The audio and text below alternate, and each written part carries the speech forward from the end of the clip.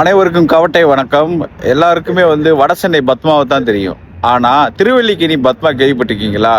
முந்தா நேத்து அவங்க ஒரு தூய்மை பணியாளர், கான்ட்ராக்ட் ஒப்பந்த அடிப்படையில் ஒரு வேலை செய்கிற ஒரு தூய்மை பணியாளர். அவங்க வேலையை முடிச்சுட்டு டி நகரில் வேலையை முடிச்சுட்டு வீட்டுக்கு போகிறப்ப சின்னதாக ஒரு பேக் கிடந்திருக்கு. பேக்கை திறந்து பார்க்குறாங்க, 45 லட்சம் மதிப்புள்ள தங்க நகைகள் இருந்திருக்கு.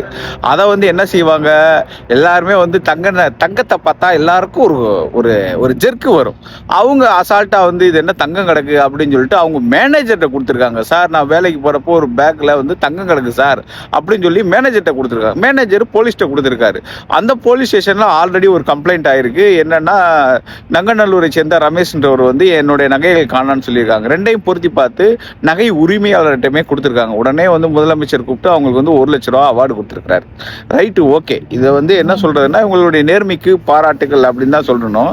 நான் பல்லு விலகிற பிரஷ் அல்ட்ராசோனிக் அப்படின்னு சொல்லிட்டு அமேசான்ல ஆர்டர் போட்டேன்.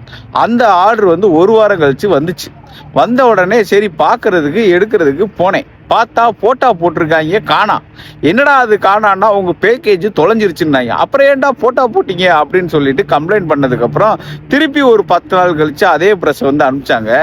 என்ன சொல்ல வரோம்னா, ஏழைங்களுக்கு தான் எதுவும் தெரியாது, பணக்காரங்களுக்கு. ஏன்னா பெரிய அப்பார்ட்மெண்ட், அதுல கோடு ஒரு பின் நம்பர் போட்டால் தான் அந்த கேட்டுக்குள்ள போக முடியும். அதே மாதிரி அந்த பேக்கேஜ் வைக்கிற இடமே பின் நம்பர் போட்டால் தான் அந்த உள்ள போய் பேக்கேஜ் எடுக்க முடியும். அப்படிப்பட்ட இடத்துல அந்த பேக்கேஜை திருடிட்டானுங்க.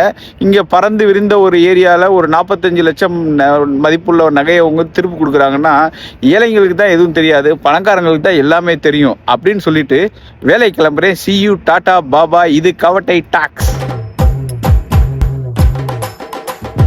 பிஞ்சில பழுத்த சின்ன பசங்களே லைக்க போடுங்கப்பா, நம்ம சேனலை தான் வளர்த்து எடுக்க சப்ஸ்கிரைப் பண்ணுங்கப்பா.